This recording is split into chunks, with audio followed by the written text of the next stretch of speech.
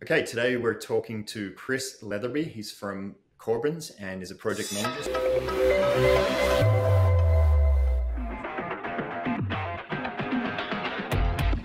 welcome to the show, Chris.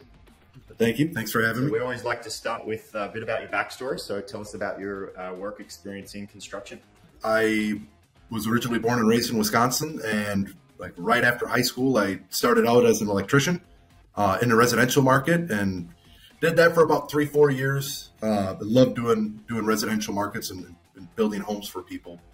Went through a bit of an economic downturn up there in Wisconsin, so moved to Arizona, got into the semiconductor industry and the heavy commercial industry, and worked there as an electrician and finished my apprenticeship.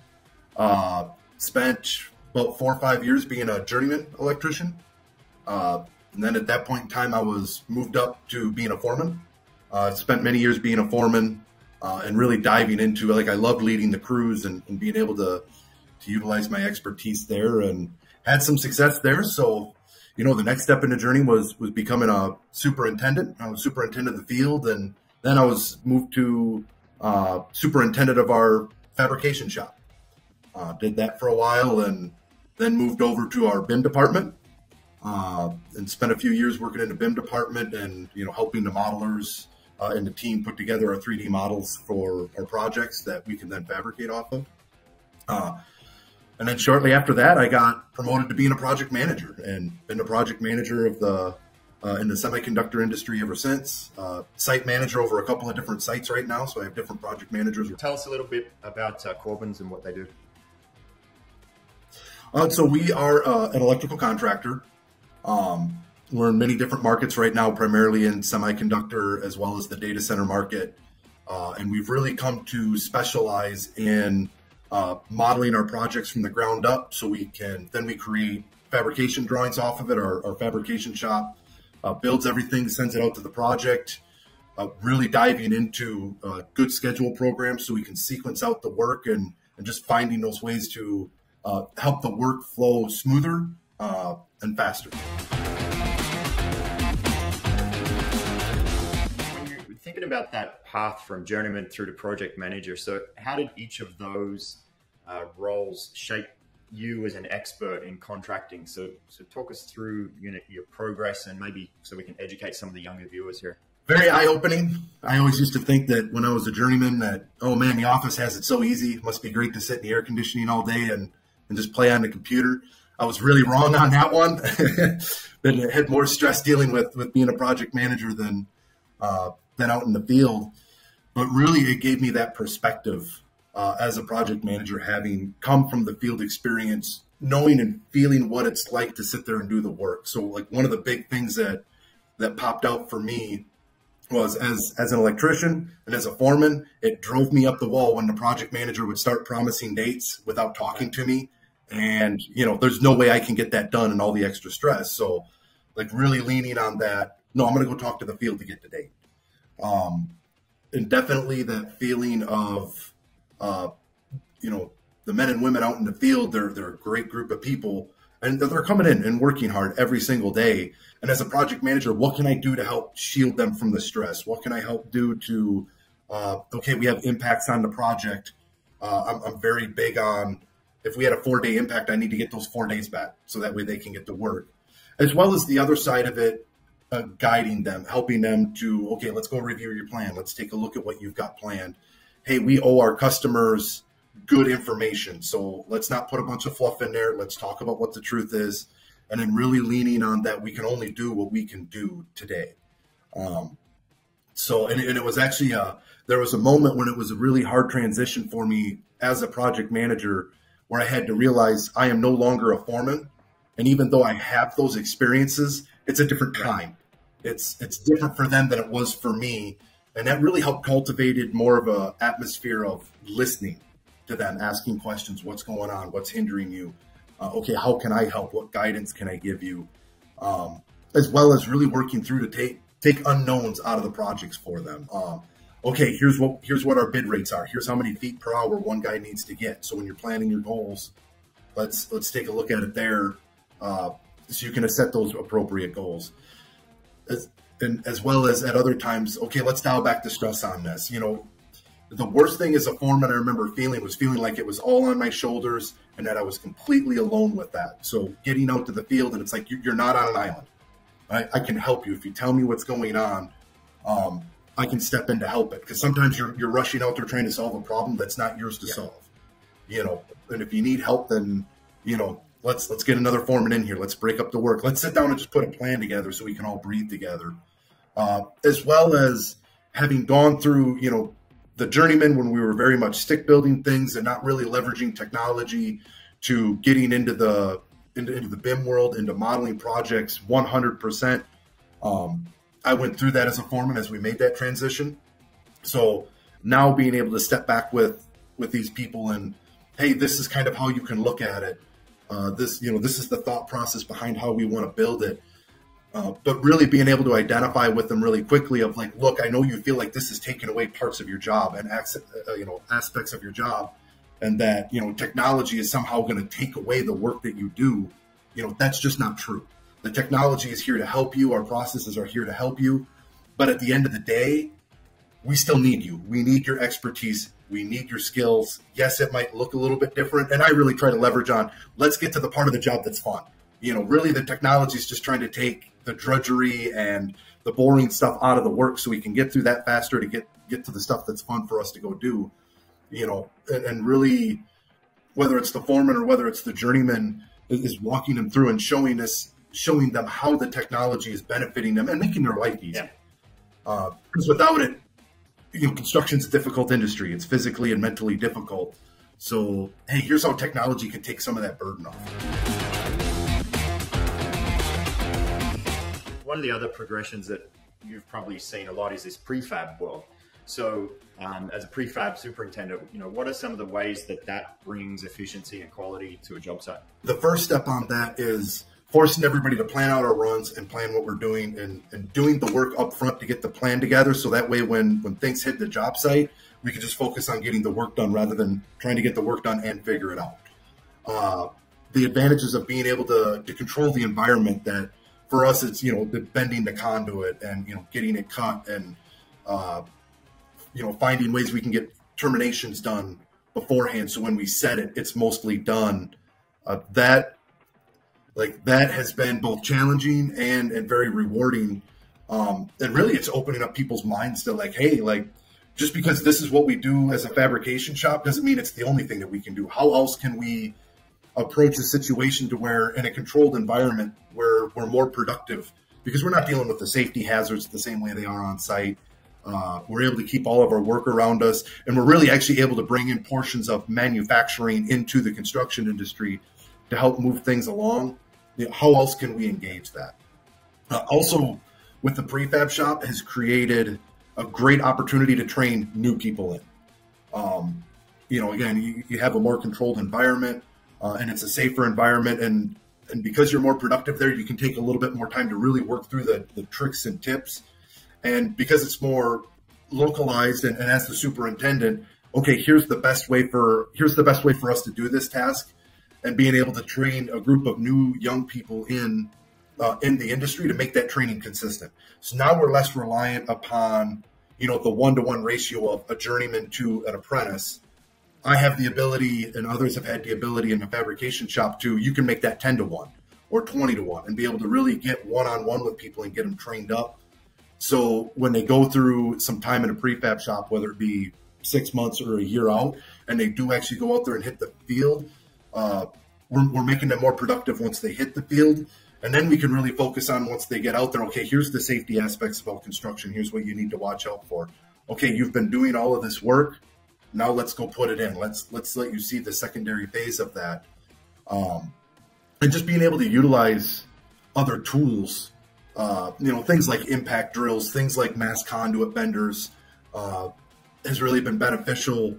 That, of course, opened up the door for a welding shop, and then let's make our own cages. Let's make our own, you know, storage boxes and wire racks, and that we can make custom to ourselves that's going to benefit us. So that has been a really big deal, both on the personal and training side of it. You know, then with the efficiency, and then there's the fun part of, hey, what creative ways can we do this? Like, let's, they say everything is an art and a science. Well, the prefab shop takes care of enough of the science that it does open up to, okay, now what's the artistic part of this? What can we do differently?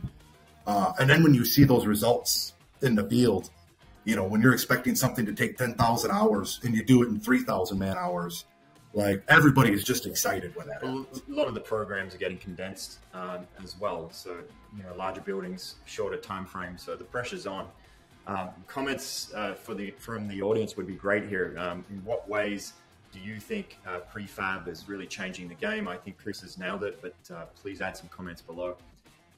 Chris, so thinking about the virtual side of construction, so it's pretty crucial in today's productivity and clash detection and things like that.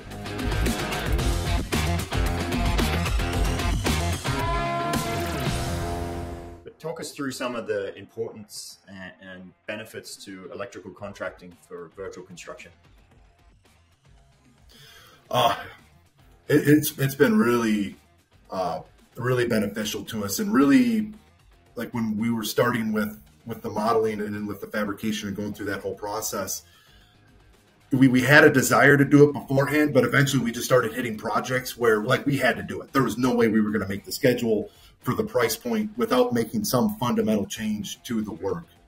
And like really some of the hugest benefits is being able to see our conduit run, see the work, see the building before it's actually built. And that allowed us to extend our planning phase.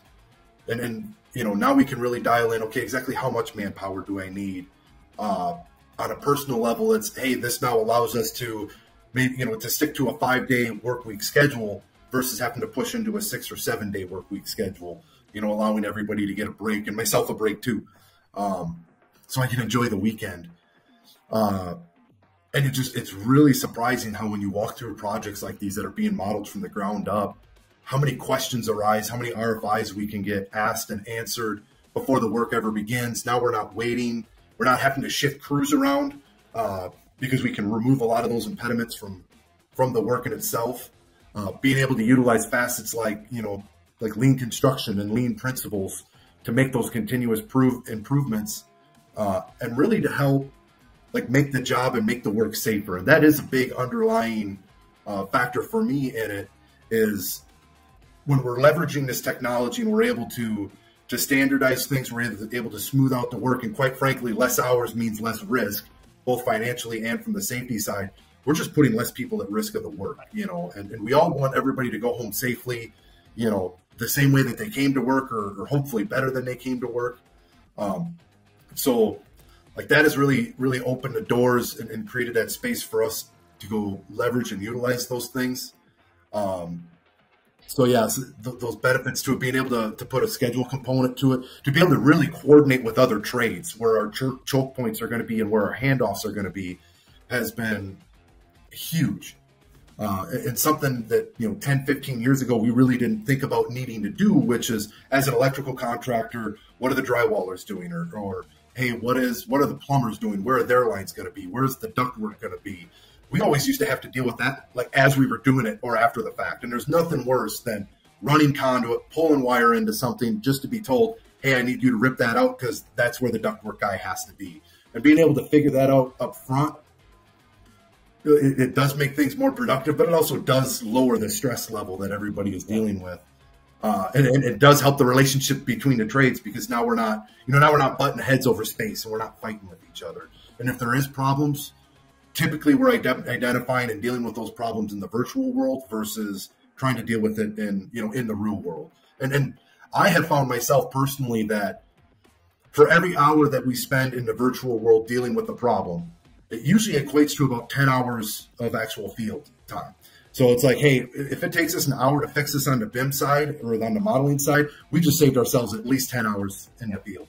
Conversely, when we don't deal with it in the modeling side, what would have taken an hour to fix it there, and when it doesn't get fixed, typically costs the field about 10 hours of trying to solve the problem themselves. So the upfront planning to it, the visualization, we also leverage the Microsoft HoloLens quite a bit. That has been a huge step as far as our process goes, leveraging that technology.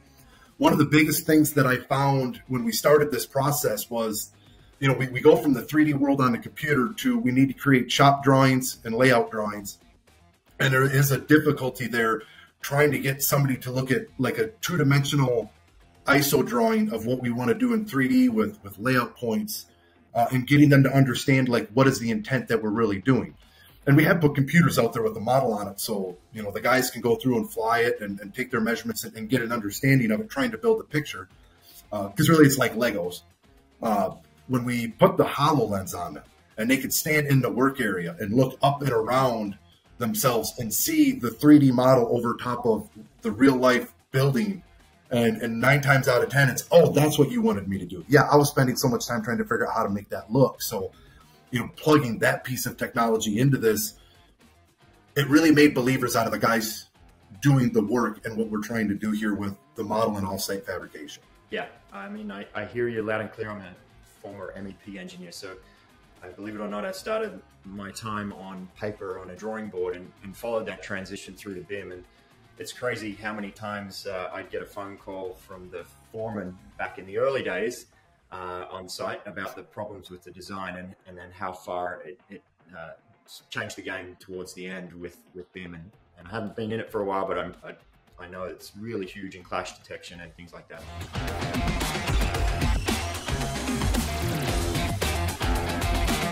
What are some of the most effective things that you can do as a project manager to have project success? So success defined by budget and schedule and safety and quality. What's your best methods for keeping it on track? The first step, which is the most important, is like, yes, you just define success, getting out to the project team and going, okay, this is what success really looks like.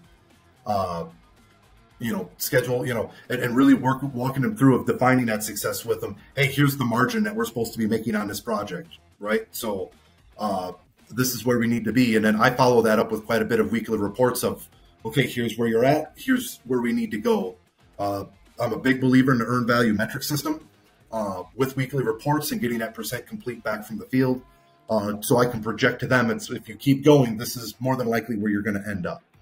And for me, that's a big belief of, if I tell them the problem, they will want to fix the problem on their own. Walking up at the end of the project and blowing up the field guys because they went over on hours, to some extent that is their fault. But if it's the first time they've heard it, that's my fault. Right. So definitely the human interaction, keeping the notes of the projects, as well as making those notes available to the project team. So it's like one of the things that we really lean heavily on is using things like Microsoft OneNote or a SharePoint server, so we can keep all of those notes and those emails in one place, because a modeler might have went through and worked through a problem and gotten approval to do what he did. And if the field has access to that, they can go back and research it on their own. So it's improving those communications and really opening the doors for people to get their own problems, get their own solutions. Definitely having, these weekly check-in meetings where you're getting feedback from the field. What is their biggest problems, and giving them feedback. What is their problems and what is going on. Understanding the contract, as well as then explaining the contract. From the field perspective, what I've noticed the most of is like, hey, as a project manager, tell me when you have an impact, right? If I need to get a change order, if I need to resolve it, the biggest problem is they don't necessarily know that they have an impact. So in walking through and explaining to them, here's the estimate, here's the conditions that we agreed to when we were awarded the project. So if it's outside of this, you need to let me know. And getting that communication clearly out there. Definitely, if you can, use a model, especially from a project manager standpoint, when I can go back and do tracking by that model. And I can see, okay, here's exactly what you've gotten done. Here might be some issues that are coming up, or you don't need project managers because the project goes smoothly. You need project managers because most projects don't go smoothly. So there's going to be equipment delays. Okay, great, the equipment is delayed, but what else does that affect? How do we need to sit here and come back and change our plan? Going through the Project Management Institute and going through some project management training is been very valuable. So you can do things like you have to manage your stakeholders, you have to manage the customers. And I know we all want to rush out there and, you're my customer and the customer is always right.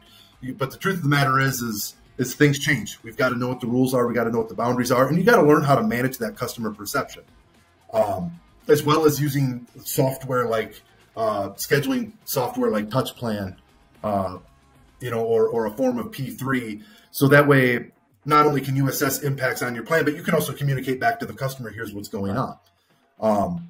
That has been hugely beneficial to helping the customer understand of, hey, it's not that I have a lack of manpower, or it's not that I have a lack of productivity. Here are these impacts and here's what it's done. And that customer perception of really managing the story with what is going on. Because it's a different story when, hey, at the end of the project, I'm coming back telling you I need to push it out a week because I'm not able to make that schedule, versus, hey, 6 weeks before the project ended, I had an impact. It was a 2-week impact. So here you go. Like, I need to push the schedule out 2 weeks. Okay, now let's talk about what we can do to improve that date, because it really does send the signal of, now it's not me pushing it out by a week. There was a project level impact that caused a delay in construction. And here is what we were able to do as a team to at least bring that in. So now instead of a 2-week impact, it's only a 1-week impact. Nice. Yeah. And another question for the audience. I think, again, Chris has nailed it here, but really like to see any tips that you have for project success and making sure projects are delivered on time and on budget in particular.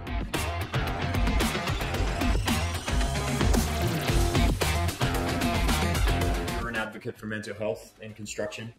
And so I just want you to, how'd you get into that? Why is that important to you? What influenced you? So first off, I think the construction industry is one of the greatest industries out there. We literally build the world around us. And throughout all of my experience in dealing with the different groups of people, people in construction, they've got huge hearts. Every time, they need to donate money, or, they're always willing to open their wallets, open up their time to try to help somebody out. In the construction industry, there's a lot of people getting their second chance at life in the construction industry, and a lot of success stories there. Mental health is pretty bad in the construction industry. The industry is the worst industry for suicide. It's about 1 in every 2,000 workers right now. Stress, construction, it was like 60% of construction workers in 2020 felt overly stressed and underneath prolonged amounts of stress on the job. And what really got me moving towards that was, I'm one of those statistics. In 2020, I had one of those long, big scale projects that wasn't ending, trying to take on too much myself. And I had a mental health challenge, massive panic attack the first time. And then a lot of subsequent panic attacks after that. I was having about 2-3 a week for about the next six months. So I'm an advocate because I went through it. And what happened is about a year later, I got a chance to talk during safety week to my job site in one of our mass safety meetings. And I really wanted to get up there to just show people, hey, like this is what help looked like for me. Like, reaching out to a psychiatrist, getting that help. And I wanted to share that with them. And really the moment I would say I became an advocate on it was, later that day, from the first day of giving a speech. And I'd already talked to 20 people, all either they've gone through it in the past, or they're going through challenges right now, and how they all just felt so lonely while they're trying to deal with this. And I can relate to that. I felt very lonely when I was trying to deal with that. And well, there's a big stigma of keeping it inside and not telling anyone about it, right? So have you experienced? Yes. And that's probably the worst part about all of it. You feel like you're so weak and you're so different and abnormal that nobody else can possibly understand what you're going through. And if you did tell somebody what you were going through, they would want to keep their distance. Hey, that guy's crazy. Stay away from him. But man, when I got up there and gave that speech and I let everybody know, hey, I've got anxiety. I have OCD issues. I'm a workaholic. I'm on medication to deal with these issues, and I'm seeking help to deal with these issues. When I was done with that speech, it felt good. I felt free. Like I felt like I was no longer trying to hide. This is what's going on. Here's me. Take it or leave it. Here's me. But I could stop spending all of the energy trying to hide it and just start to be. And what's really been surprising is that has been a common theme of the people that I've talked to of, you know, getting over that hurdle and just admitting to another human being or somebody else that you work with. And in some cases, your boss, of just saying, hey, I've got these issues. Like, and I don't need you to do anything. I just need you to know I've got these issues. It frees a lot of people once they start doing that. That's great. I'm really glad and admirable of you to actually go and share that. So I applaud that. What about an initiative where something that promotes mental health? You know, what are some approaches that the industry is taking or programs and things that you like? There's starting to get to be more and more training programs out there. I have started to notice with some of the customers, you know, they have qualifications on, you know, what do your safety coordinators need to have, or what, you know, what do your foremen need to have for training. So I'm starting to see where some of the project requirements are, okay, you need to have somebody on site that does have some form of mental health training. You know, starting to see more initiatives of where people are getting up and talking about it. You know, and at least putting, you know, the 988 crisis line numbers out there and getting their employee assistant program numbers out there for people to call it and putting it on the banners so people can see it. And even just something as simple as, you know, when you get a chance to address the site or your own group, I'm seeing more and more people step up and say, hey, if you've got something's going on around mental health, if you're just not doing okay, like, please come talk to me about it. Let's get you some help. One thing we have that is unique here in Phoenix is we actually have a couple of sites that are mental health urgent cares. So very similar to what you would go into an urgent care or into the emergency room. They're set up to help people and get immediate help. And starting to see that get traction, and they're willing to come out to the construction sites to talk to these guys. And really, that is about the biggest thing, is us starting to just talk about it and break that barrier. So, you know, hey, I'm going through difficulties, and it really does allow somebody else to go, hey, me too. Do you think I'm that different? No, you're really not that different. Like, me too. Like, let's figure this out together.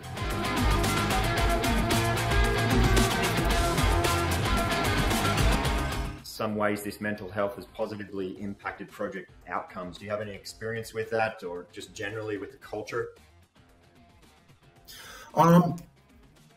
So I know some people feel like, you know, you have productivity, and we do have to be productive, right? We got to get the job done, you know, and then there's the safety aspect of it. And I know that there's times when people feel like there's a tension between these mental health issues and dealing with mental health, and like, how is that negatively going to affect productivity? But from everything that I've seen, it's actually been the exact opposite.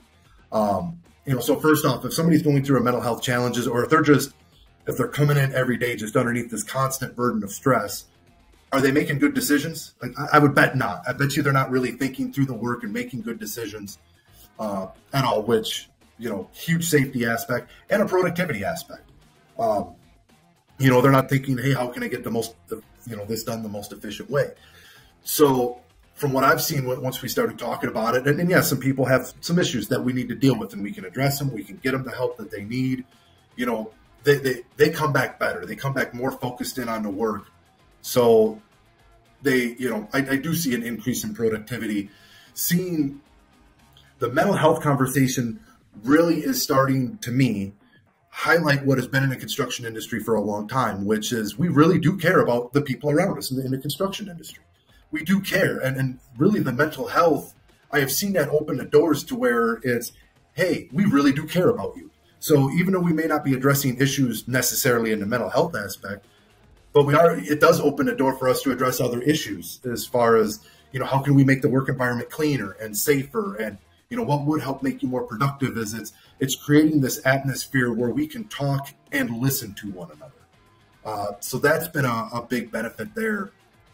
Knowing some other people that have went through mental health challenges, and when they've gotten help and guidance from their own companies, I've seen a big spike in loyalty. You know, and, you know, hey, you stepped up and took care of me when I needed you to. I'll step up and take care of you when you need to. Excellent. So this still feels like it's really fresh. I mean, for me, I've been doing this for 2 years on the mental health aspect of it.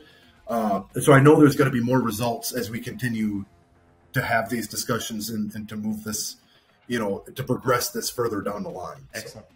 So final question, Chris, around sort of tying this all together. So well-being, project management, trying to get it all coupled in. There's a lot to do on any given job site. It's an interesting profession. So what advice would you give to our younger audience about, what's the main thing that they need to focus on to progress their career and make them successful?